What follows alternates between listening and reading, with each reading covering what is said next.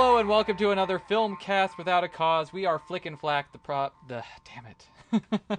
See where I'm trying to do here? You've been listening to Car Talk? I was going to say we are Flick and Flack, the podcast brothers, but that obviously is not going to work. My name is... Don't watch movies like my brother.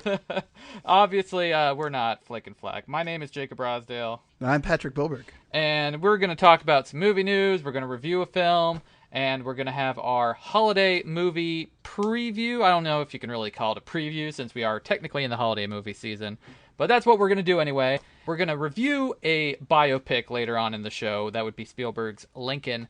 But in the movie news this week, a little interesting tidbit about another upcoming movie biopic. Pat, you brought this story to my attention. Why don't you kick it off? For those who don't know, Aaron Sorkin, who wrote the screenplay for Moneyball, Social Network a couple years back, he is, I don't know if he's the official screenwriter or if he was just hired on to do the first draft, but he tweeted out that he wrote a draft of the Steve Jobs biopic that's eventually coming out, no director attached right now, but it's going to just be 3 scenes backstage prior to a product launch.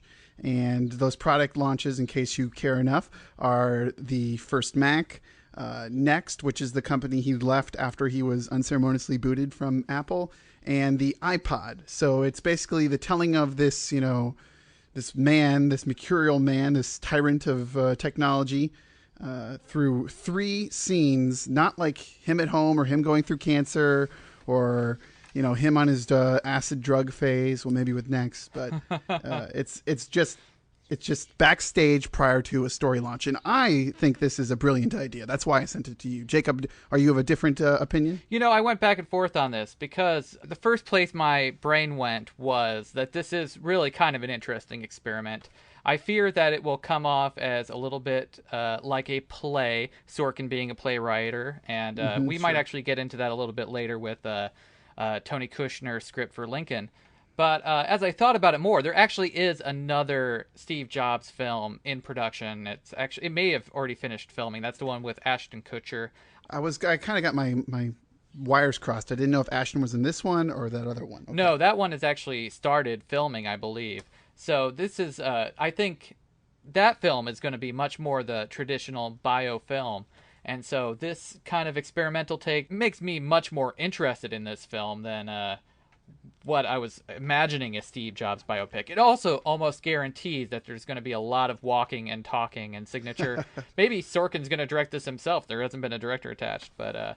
Ooh, interesting. That's an interesting thing to say. And also, considering the backstage and how he made Mark Zuckerberg look, it just makes sense that he would take a crack at possibly, like I said, a tyrant, this guy who's known as being, just flame his entire staff the day that major products launched because they didn't meet his belief of how good they could have been. So to think that if this was truly like a play, like one single take per scene, that would be, in my opinion, a massive undertaking and something I would completely see, even if it wasn't about Steve Jobs. But it just makes some sort of sense that Sorkin, who is known to be just... a wordsmith, to write something that is about somebody who is, an all-seeing, all-knowing leader of an organization such as Apple. So I think it's a really good idea, opposed to the traditional biopic, which they've already done for Steve Jobs. Have you seen 1999's TV movie Pirates of Silicon Valley? I have not. Is that the one with Anthony Michael Hall and I can't remember his name, John Carter? Yes, Noah Wyle. Noah Wyle. Yeah. Noah Wyle plays Jobs, and Anthony Michael Hall plays Bill Gates. And it was very much just a straightforward business biopic of both these men coming up in the ranks in the late 70s and 80s, and followed Steve Jobs as he went on an acid binge and came out with the Lisa 2 and all that business. And that's part of the reason. I remember seeing that in 1999, and then after the iPod and the iPad and the iPhone came out, I was like, wow, they really made that movie far too early. Probably. Another thing this approach does, it kind of takes away, or it solves the problem of how to make this story interesting in a film. Sure. Much like Social Network, a lot of people heard the invention of Facebook. Not that that film had a gimmick like this, but it was an interesting solution Sorkin did by basically creating that the girlfriend at the very beginning, in a way, explains the Jesse Eisenberg character, Mark Zuckerberg. So I think that he's very good at finding creative solutions to maybe not the most cinematic stories. Completely agree. Great. Well, let's move on to another filmmaker who I don't think either of us will deny is creative. Quentin Tarantino, whose upcoming film Django Unchained comes out on Christmas. Tarantino recently did an interview with Playboy magazine with, among other things, he said he may call it quits at film number 10. The actual quote from Playboy magazine was, "I just don't want to be an old man filmmaker. I want to stop at a certain point. Directors don't get better as they get older. Usually the worst films in their filmography are those last four at the end. I'm all about my filmography, and one bad film, I'm going to use a euphemism, F's up three good ones. When directors get out of date, it's not pretty." Pat, you're a Tarantino fan, right? Yes, I am. You are as well, yes, correct? Very much so. Do you actually think this is a real concern? What I'm saying is, I don't know if directors are really known to go out on whimpers and not. Obviously, Tarantino knows a lot more about film than me, but we're not talking about rock stars here. We're not talking about the Rolling Stones. It's not something that's dependent on your voice or even your face to be a director. Do you think he has a point here to call it? Is it a good idea to call it quits at film number 10? He's kind of taking what is the Kevin Smith route, because he's says his last movie will be his 10th, and that'll be the end. The Goon, a hockey movie. Well, I think it's called The Goon, based off of a song. But I don't really know if I agree with his premise that directors get worse as they get to their 70s or whatever. Talking about Clint Eastwood or Sidney Lumet. It just seems like something that somebody says who is, just somebody who has to own every aspect of the film, I saw Kevin Smith talk at the National Association of Broadcasters convention in 2011, and he said that after Cop Out, he was just tired, and he was talking with his wife and saying he wanted to quit, but he'd already, had the Red State script written, and he was just going to go out there and make that movie, but he was going to let everybody on the crew make their movie. And the people who were involved took great risks and things that are not Kevin Smith-esque, just the whole style, and it's an action film, and there's several things cinematically that are considered no-nos that happen in it, but it pulls it off so well, and it ends up being maybe one of Kevin Smith's best films. I would agree. Maybe his best film. I would agree. Period. And it seems like something that somebody would say that, feels like they're running out of ideas, that they're just gonna wholly quit. Or they don't have much faith in doing something beyond what they have in their current well. And another person that I know you revere, and I have good opinions about, Steven Soderbergh. He's doing the same thing. Yeah. His last movie's coming out next year, Side Effects. Yeah, it is odd. I didn't even think about those other two recent filmmakers who decide to go out on top, so to say. When I first read this quote from Tarantino, though, I thought it was total sort of BS, because even looking at his favorite filmmakers, like Sergio Leone, or I don't know if he's ever said his favorite film directors, but I looked at his favorite films, and Scorsese's on there, and he's someone who has continued to make Oh, yes, of course. good work well into the later, I don't know how close he is to dying, hopefully not for a very long time, but he's going to work probably until he dies, that man. Scorsese, however, doesn't write his own stuff, and Tarantino is a writer-director. It is a lot more on him to be this cutting edge, especially with the persona he's built up. He's kind of worked himself into a corner where he can't soften up over age, or else he won't be true to the Quentin Tarantino image that he's put out there. Is he on film 8 now? How close is this Tarantino retirement in theory? I think this is film 8, Django Unchained. I'm not exactly sure, but I looked it up. Yeah, and is that counting Kill Bill as two separate films? I wonder what. Oh, I wonder. Interesting. It doesn't matter. It's more that he is closer to the end now than the beginning. I don't know if you also saw this. There were a couple other articles that came out of this Playboy interview, but apparently he was also, after Grindhouse sort of flopped, the studios came running to him thinking now would be the time to offer him studio fare. Like, I think he was offered the Green Lantern movie and The Man from U.N.C.L.E., which was a film that Steven Soderbergh worked on for a bit. And then he turned both of those down because he's just not interested in directing other people's visions. Mm-hmm. Another reason I could see him wanting to get out of the game as a writer-director, if you only want to tell your own stories, being a writer is something where you can burn out much easier than being a director and just executing good stories. Well, if it is about him not having anything, possibly, doesn't know what his next few movies are going to be, he doesn't really seem to have a film that he's talking about. I know when Inglourious Bastards come out, he was talking about Django Unchained and doing like a Western in the South. Mm-hmm. It's and like they're all his movies are pretty much revenge flicks, but he doesn't really have anything right now where he's saying this is going to be my next movie is going to be something insane, like a outer space film or something, science fiction film, not outer space film. But there's not that thing that he's got going on next, unless he truly does do Kill Bill 3. Oh, wow. Well, whatever it is, I'll be very interested in seeing it, and I hope he's just talking big, and we're not going to run out of Tarantino films in the near future. He's trying to drive up the box office is what he's doing. Yeah, he is a salesman. Switching stories, again, to... I'm trying to work on my transitions here, Pat. You'll get there. To a director who at one point was considered sort of a Tarantino clone. Christopher McQuarrie is attached to be the director, and this is just rumored, this hasn't been confirmed, of the next Mission Impossible film, which will be Mission Impossible 5. Now, are you familiar with Christopher McQuarrie at all, Pat? Sure. He won an Oscar for The Usual Suspects. Yes. And he directed 3 of my favorite movies ever, Valkyrie, The Tourist, and... The Way of the Gun. He wrote Valkyrie and The Tourist, and he... Oh, I'm sorry, yes. Those aren't my favorite films ever, either. That was very facetious. I was going to say, the only film he has directed before the upcoming Jack Reacher, starring Tom Cruise, was The Way of the Gun, which is a film I was actually very disappointed in. I remember seeing back whenever it came out. I think it was about 2000. Ryan Felipe. Mm-hmm. Yeah. And it was definitely underwhelming. Yeah, I remember not liking it really at all. Maybe it's worth a rewatch. I don't know.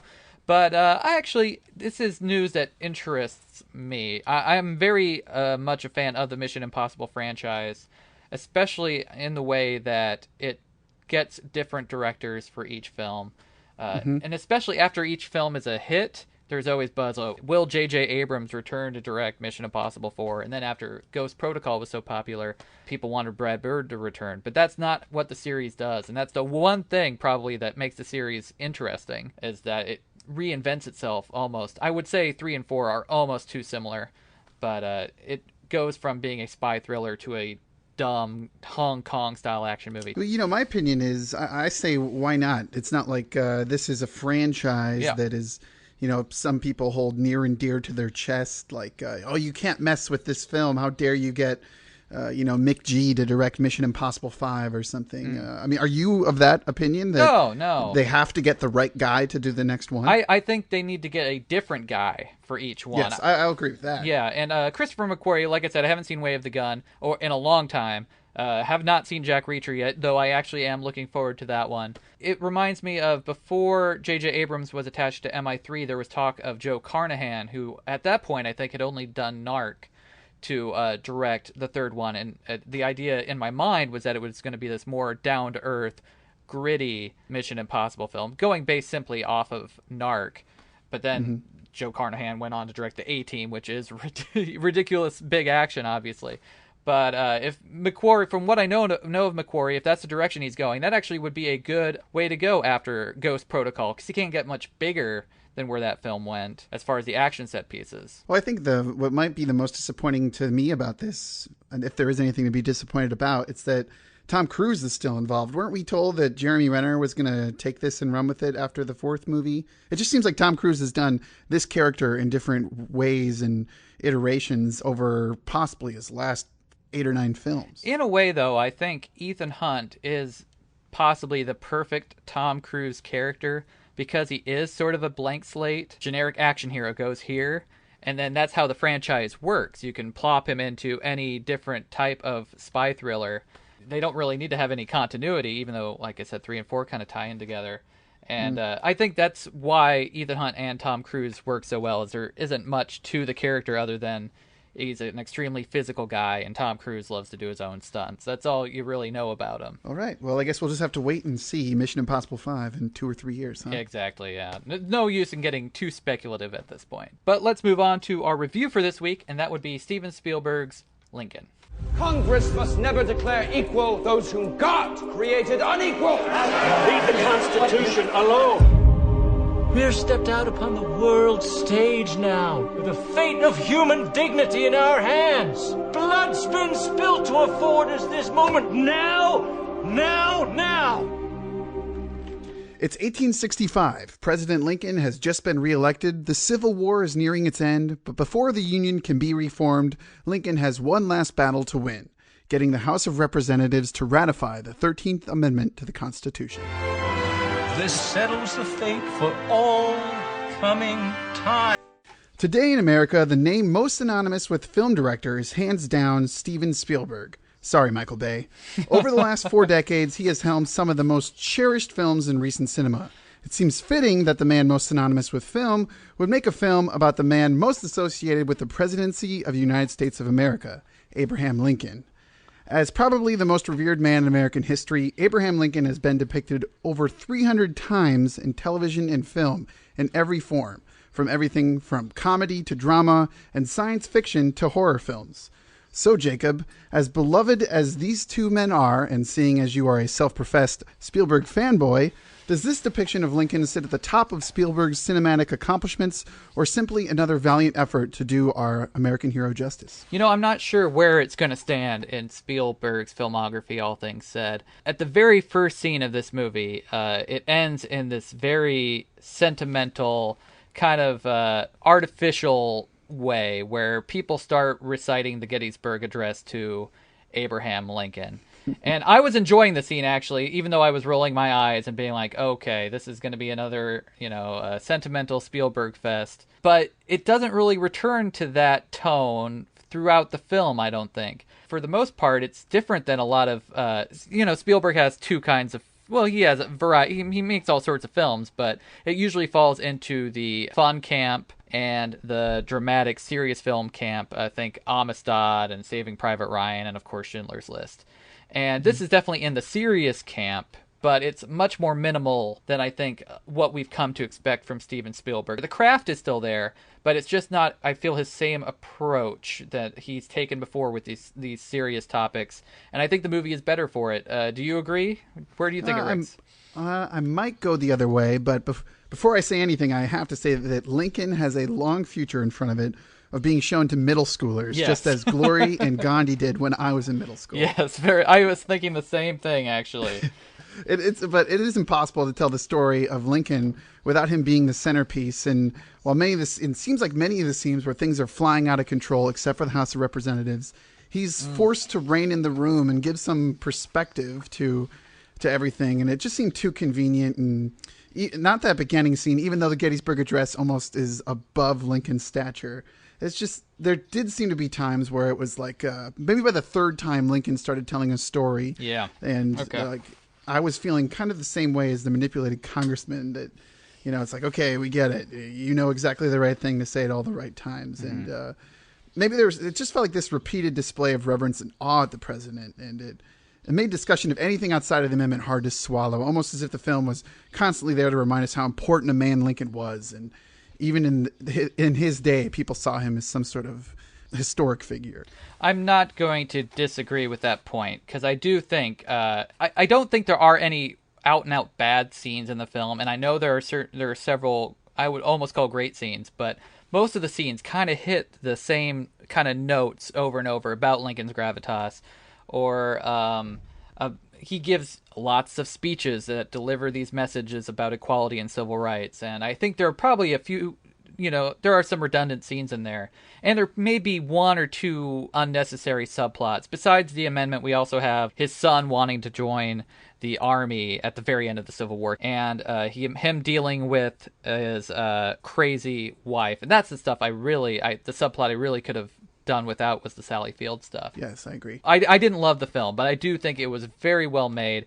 And if you're someone who loves to watch good actors talk to each other, then this is a film I would recommend. Totally. And, another thing that is completely a credit to Spielberg is that he's not a director that generally gets swept up in the way that films go. Like, he doesn't see The Dark Knight and suddenly make all of his movies dark like that. He sees a film, and this is completely just discussing a couple you've already mentioned, like I would say Minority Report or E.T. or these films. He looks at it, the characters that are in it, and makes it the film that it's supposed to be. And this one, it completely makes you feel like you are set in the 1800s. And that's an easy thing to say about a film, but that's set in a timepiece. But the lighting is there, like exactly like it would be. It almost felt like everything was natural light coming through a window or from a candle. And the fidelity of the film wasn't necessarily that of, say, an art film. It was, it just feels like it's a dramatic piece of American history, like you're actually in the 1800s. And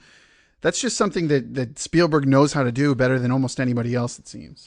He makes good, and this is something I think it's underappreciated. He makes really good looking films, and part of that is his cinematographer that he's worked with for a long time, Janusz Kaminski. I think War Horse was actually the best looking film from last year. A lot of people would give that to Tree of Life. But this film also, I mean, you could say there were maybe one or two too many scenes where the light was just perfectly poking over someone's shoulder. But I love that kind of stuff. That's old-fashioned movie craft, and that's one of the things I really liked about this film. This is a smaller film. I mean, it's mainly people talking in a room. But I don't think Spielberg can really make small films. And what I mean by that is every single person who has a line of dialogue in this movie is that guy. Do you know what I mean? Absolutely. And it's not just the casting that they threw everybody you possibly know in the film, but everybody who's on the screen is like, oh, that guy totally made his point in a beautiful and eloquent way. Yeah, it's a small film done large, and I don't know how I feel about that. It kind of took me out more than anything, because I spent a lot of it going, oh, who is that guy? Like, I couldn't pick out the guy from Oh Brother, Where Art Thou? I can't think of his name, but it was just like, oh, who is that actor underneath all the facial hair or the stupid hat or whatever they were wearing? It was basically character actor, like, trivia night in my head. Like, as soon as I got, to my smartphone, I was on IMDb looking up, oh, where is that guy from? He was a villain in something else. Where I'm not saying they're all good actors. They're all probably the best character actors you can get in a film. But it is a little bit distracting, where I probably would have liked to see some lesser-known faces. But when you're Steven Spielberg and you want Michael Stuhlbarg, you can get Michael Stuhlbarg. Yeah, that is true. The funny thing is that it's hard to argue with some of the acting that's in there, even if it is completely earnest to the point of, everyone's giving their Oscar moment. It just seemed that they were throwing in every single thing that Spielberg is known for, like the slow creep in or the silhouettes left and right, standing in those beams of light, and the long off stare. I remember there was a video on YouTube a couple of years ago that was like the Spielberg moment. It was just cuts from every one of his films where his character is looking like off camera and up, and the camera is pushing in on them. And it seemed like that's something that was done over and over here. Like every time that Abraham Lincoln was about to tell a story or, awe the room or talk with people who are just sitting there and revering him, it's a slow creeping camera in, and then it cuts right to his face, and it's just the Spielberg bag of tricks. I noticed that a lot too, and I'm thinking it was him trying to make it a cinematic movie, even though it is a lot of people talking in close quarters. We've gone so far without even mentioning the star of the film Lincoln. That would be Daniel Day-Lewis as Abraham Lincoln. A lot of buzz for this performance. Also a lot of questioning some of his decisions he made. Pat, where do you fall on that? He seemed excellent, but it's from what he was asked to do, it kind of felt like he was slowing the film down for me. Almost everyone around him was more engaging and pushing the plot forward, because obviously this movie has a lot more to do with how a bill becomes a law and how Congress, even today or back then, is just a pit of snakes. Yeah. But I don't really know if he should win any sort of awards for this based on what he's done. I think it's excellent, but you seem to have something specific that you're going to talk about. No, not really. I just think he was the one actor who I was totally buying 100% of the time and was not looking at. I mean, he looked and acted and carried himself unlike any other performance I've seen him do. And it'll be just as much fun later on to do impressions of his Abraham Lincoln as it is his Bill the Butcher or his There Will Be Blood character. I thought he was all around excellent. But the fact that he gives so many speeches, you do start to drone him out a lot, like your uncle who talks too much over Thanksgiving. Or you start to be I think it was the Secretary of Defense who said, no, you're going to give a speech. No more and then he starts running out of the room. You're going to tell a story. And that's another thing I wanted to mention, that the film is surprisingly funny at moments. And I mentioned him very early on in the show, but Tony Kushner, Pulitzer Prize winning playwright, wrote the screenplay. And it does still, I think, feel like a play at times, but the dialogue is well written. I was going to say, I just read something about Tony Kushner and how this project has actually been about 10 years old, and some sort of, initially it was just a straight up biopic, but then Tony Kushner wrote like a 500-page draft of the film, and they reduced it down to 4 months, and then they reduced it down to well, it's pretty much focused on 2 months in the film, and because he didn't know where to focus. But I think they definitely picked the right part. Yes, and that's one of the most surprising and I think best strengths of the film is that it chose a specific time, kind of like what we were talking about with Sorkin. It didn't give us the whole young Mr. Lincoln, the stuff we saw in Abraham Lincoln Vampire Hunter already. So we already know that stuff. Yeah, we know about him and the vampires taking his family and whatnot. I would recommend. I didn't love the film, but if you're a fan of history and you're someone who likes to watch actors act at each other, then I would recommend Lincoln. You know, the interesting thing is, Jacob, is you might take a little umbrage with this, but 2 years ago when you and I reviewed True Grit for our old television job, I said the film wasn't worth the price of admission. Not because it wasn't a good film. I do think it's a good film, and I think this is a good film. But I still think the foundation is true, is why do you need to see this movie in the theater? I think it might actually even do better since it's so long, and portions of the film, even the exact end, maybe the last 10 minutes, feel almost tacked on, that I would rather see this at home than see it in the theater. So while I recommend it, I would not push anybody to go see it now. Yeah, I wouldn't go see it now simply because your auditorium will be filled with people who fall asleep 10 minutes in, as was my experience. Or you'll hear the old grandmothers behind you saying, "No, wasn't that, blah, blah, blah." But I guess this is where Pat and I always fundamentally disagree. I think if a film is worth seeing, you can see it in the theater, especially if one of the strengths is the beautiful cinematography. You can get those compositions and appreciate them much more on a large screen than you can, even the biggest television. But if you're tight on budget, maybe you can skip it. I don't know, and wait for Blu-ray for sure.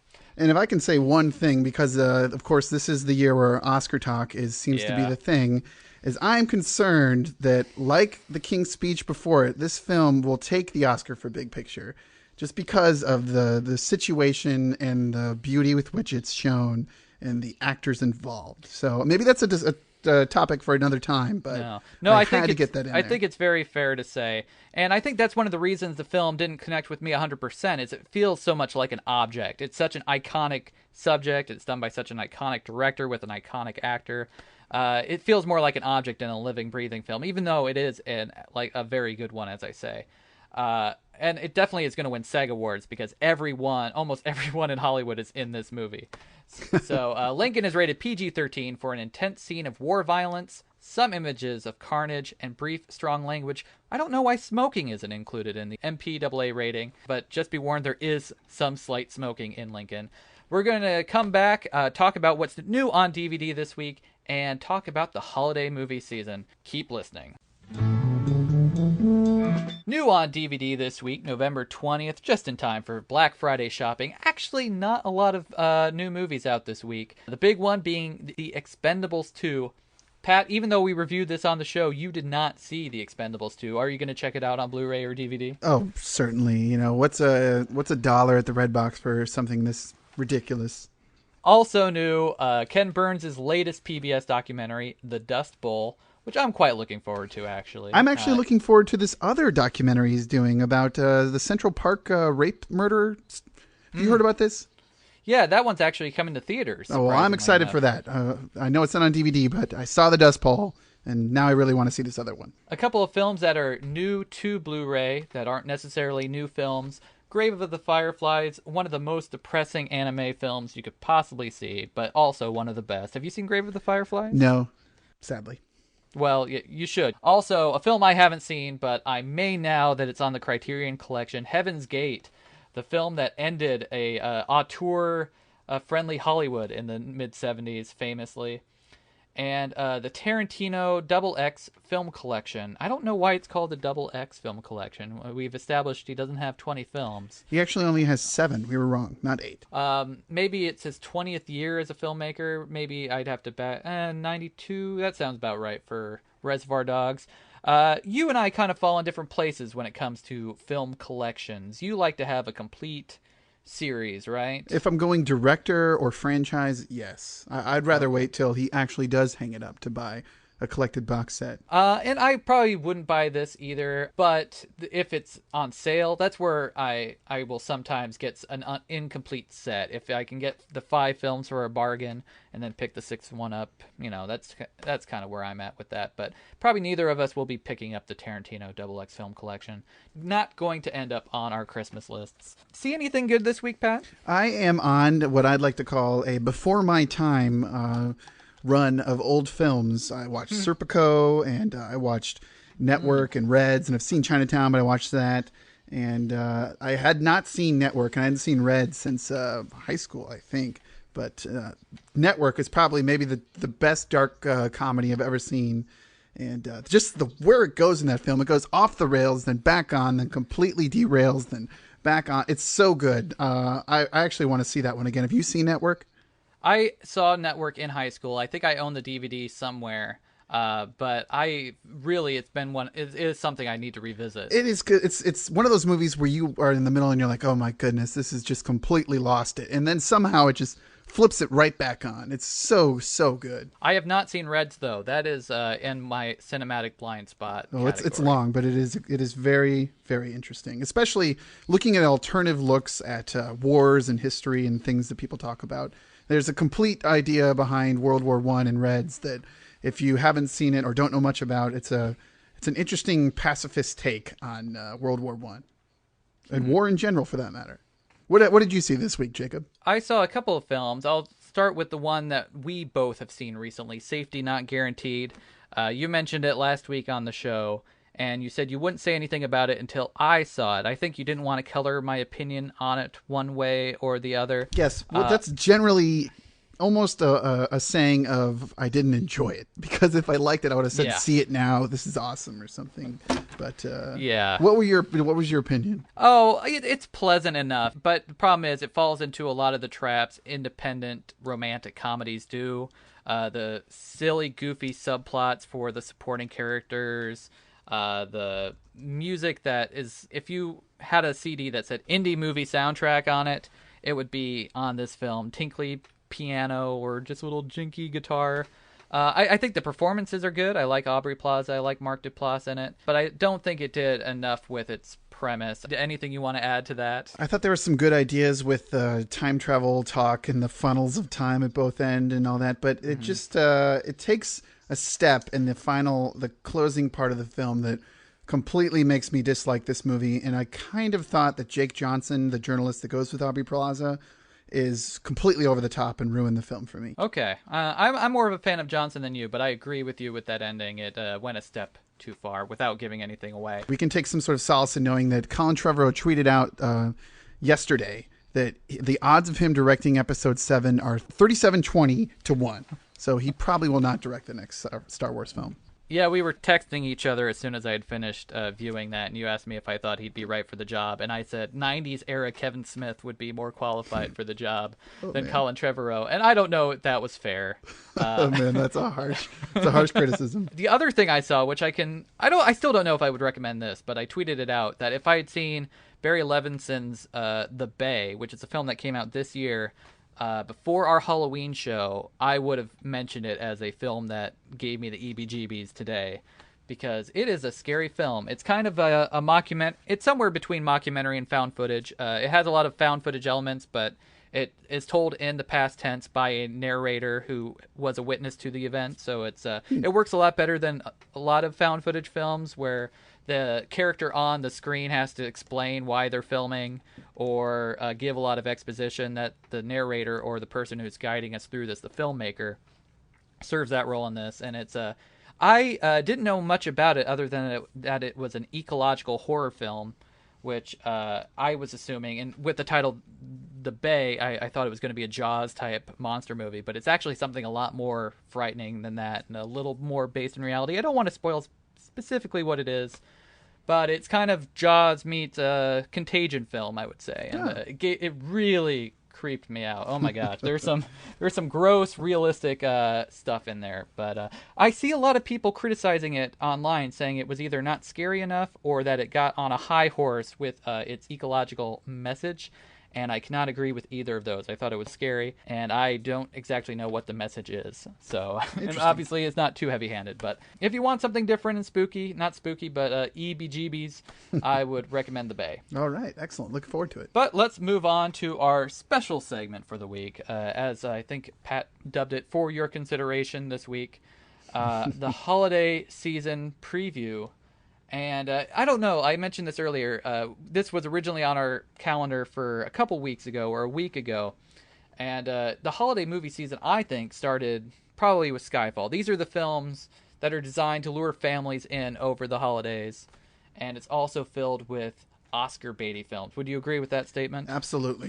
You'd like it to start holiday films around Thanksgiving, but obviously the fall is generally, anytime it comes to the fall, you're going to see things that want a statue. So this preview or calendar or whatever we're going to call it, it's going to start with this week and end at Christmas. There will be some films that are trickling into wide release in January and February, but and some of these films, especially around Christmas, probably won't get to theaters where you live, Pat, and where I live until January or February. But in my mind, January, February is a completely different movie season. It's the post-holiday season, which is often filled with not so good films. But let's just get on. Do you want to do a selections, or should we just go down the calendar since there's only a handful of weeks left before the end of the year? Yeah, well, why don't we just do month by month? Some of the highlights coming out yet in November. Next week, I know the Life of Pi adaptation comes out. Killing Them Softly, which you mentioned in our fall movie preview, it got pushed back. Something I'm looking forward to, and it's been on demand for, I think, a month now, is Universal Soldier Day of Reckoning. Really?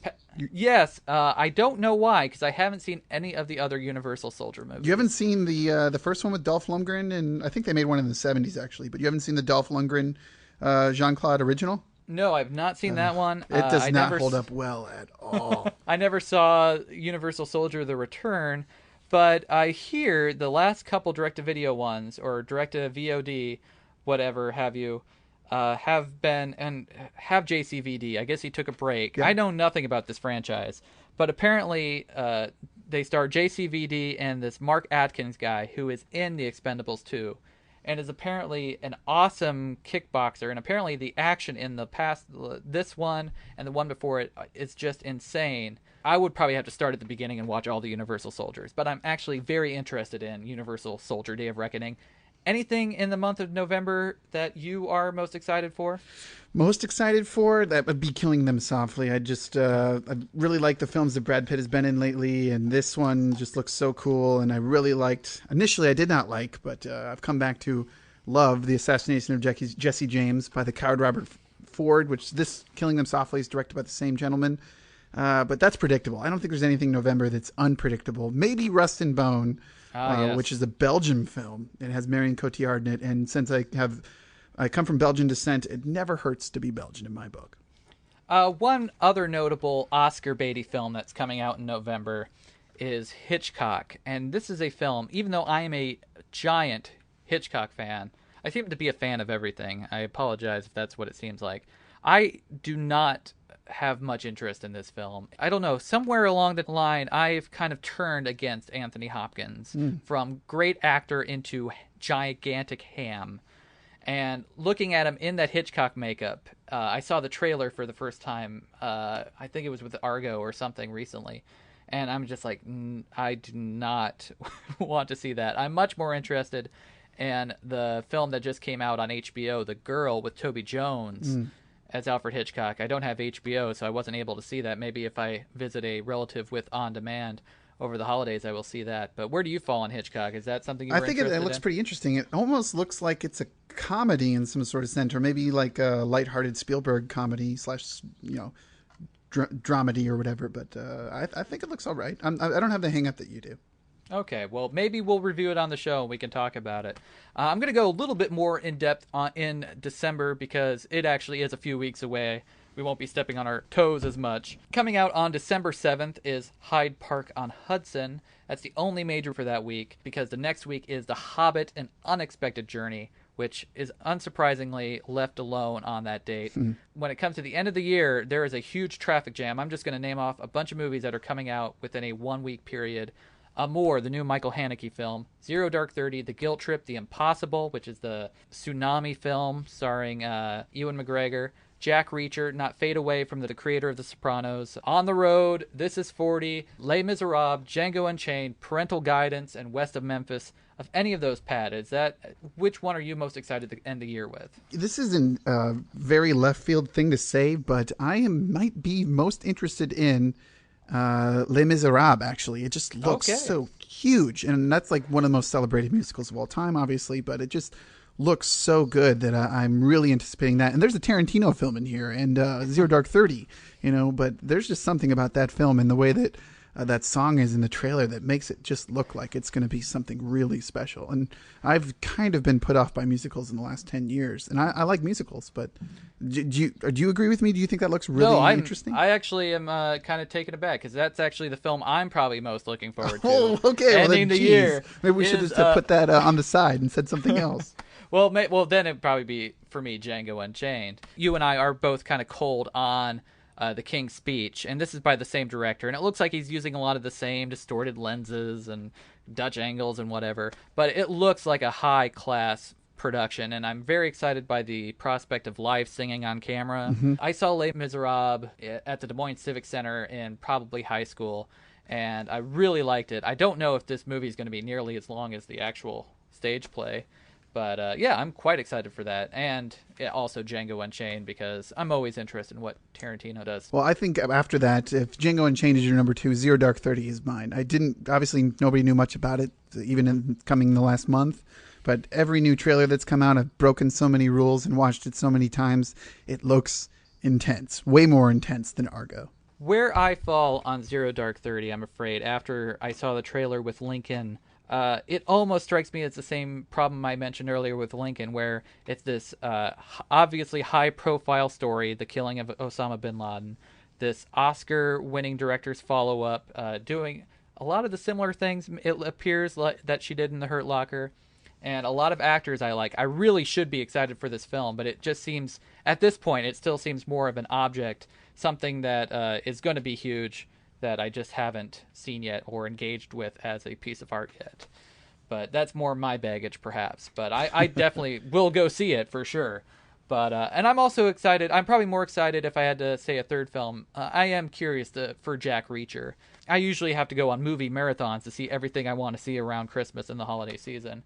It's always good to put in a action film or a thriller between the heavy Oscar baity stuff. Well, I was going to say, if there's one film that's not on here and I don't know when it's coming out, but I keep seeing it in all these festivals towards the end of the year that I'm interested in, it was this Lithuanian film, Vanishing Waves. Have you seen anything to do with this? I can't say that I have. It's like a mind-bending Inception-style movie about someone who's in a coma, and they try to wake her up by going into her dreams, and the person who does, I think, loses their mind. It's very nebulous as to exactly what the film is about, but it seems to be, people are saying, like almost, Matrix-style sci-fi, that it completely rewrites the genre and makes it exciting. And hey, it's Lithuanian, a country I know nothing about, so that's even cooler. Well, you won me over with that description. There were some films that are releasing only in New York and LA that I kind of left off our preview, because odds are, you living in Iowa, me living in North Carolina, that we probably won't get to see them till January or February. I kind of explained that earlier, but if there's a film you would like to see or that you are really excited for this movie season that we didn't mention, Pat's going to tell you how you can get a hold of us after the break. Soul Asylum doing one of the songs I heard 1 billion times when I was on a vacation, and they were the only tape I had when I was 10 years old. We're telling you that we have a new way to contact Filmcast Without a Cause. It is the FWOC phone. If you want to tell us what movie you're looking forward to, what you thought of Lincoln, if you think that I'm completely wrong and you need to see it in the theater, we want your reviews, your thoughts, your random musings. Just call us at 515-412-0737. Anything you want to say. If it's PG rated, it is most likely going to make it into the show. Other ways you can contact us, there is, of course, Twitter, Filmcast, WOAC. It also happens to be our email. That's filmcastwoac@gmail.com. And, of course, if you leave, just like the phone number, if you leave a comment on the blog, filmcast.acause.com, it will make it in the show. But we'd like it to be PG rated, please. We'll bleep you out and put expletive removed if we have to, but Filmcast Without a Cause. Check us out. What's coming up in theaters this week? That would be November 21st, a Wednesday. Just putting out a lot of films here before the Thanksgiving holiday. Life of Pi, or as I think it would have much better box office potential if it was called Tiger on a Boat. Don't you want to see that movie, Tiger on a Boat? Okay. The remake of Red Dawn. I still haven't seen the original Red Dawn, so... Neither have I. Oh, shame on us. I don't get the Wolverines joke whenever people yell it. Rise of the Guardians, the new DreamWorks animated action kind of fantasy-looking film. Actually looks pretty good. I'd go see that. Going wide this week, Silver Linings Playbook, film that is getting a lot of buzz. Limited this week is the film Hitchcock that we talked about earlier on the show. We are going to review, however, Life of Pi, Tiger on a Boat. I'm really excited for it. I think I might actually go to this one in 3D. Well, I think the reason we chose this is because it's Thanksgiving, pie. Oh. I mean, come on. Just makes perfect sense. I love it. I love it. Pat, I want to thank you again for joining me and talking film. It is the highlight of my week, Jacob. And I want to thank the listeners for listening. They can hear us next time on Filmcast Without a Cause. That's a wrap. I'm finished.